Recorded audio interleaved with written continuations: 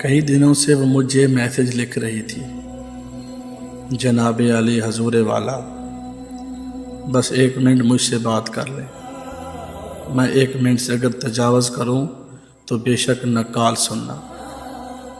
میں زیر لب مسکرا کے لکھتا، بہت بزی ہوں، ابھی نئی نظم ہو رہی ہے۔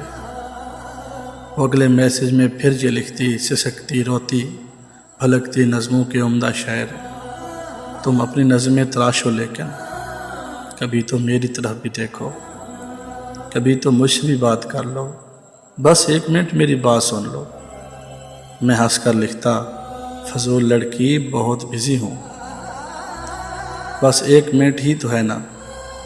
وہ کئی دنوں تک خاموش رہتی، پھر ایک دن میں نے اس کی حالت پر رحم کھا کر جواب لکھا، بس 1 منٹ ہے اور 1 منٹ سے زیادہ بالکل نہیں سنوں گا۔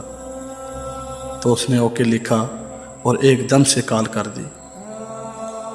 وہ گہرا لمبا سانس لے کر اداس لہجے میں بولی، سر جی میں جانتی ہوں کہ 1 منٹ ہے اور 1 منٹ میں اپنے اندر کی ساری باتیں کسی بھی صورت نہ کہہ سکوں گی۔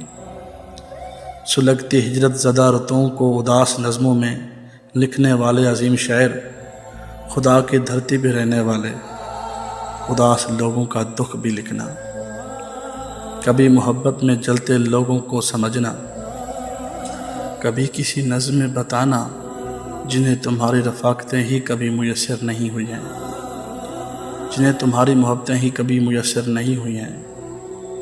کبھی جو مرحومیوں کے موسم بہت ستائیں تو کیا کریں، وہ کبھی جو تنہائیوں کی شامیں بہت رلائیں تو کیا کریں۔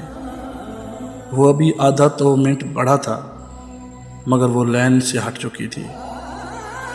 وہ 1 منٹ کی جو کال تھی نا، وہ 30 سیکنڈ میں کٹ چکی تھی۔ میں کتنے برسوں سے اگلا آدھا منٹ گزرنے کا منتظر ہوں۔ وہ نرم لیکن اداس لہجے میں بات کرتی، اداس لڑکی میری سماعت کے ادھ کھلے در سے یوں ہی اب تک لگی ہوئی ہے، ہٹی نہیں ہے، بہت سے سالوں سے چل رہی ہے۔ وہ کال اب تک کٹی نہیں ہے، وہ کال ابھی تک کٹی نہیں ہے۔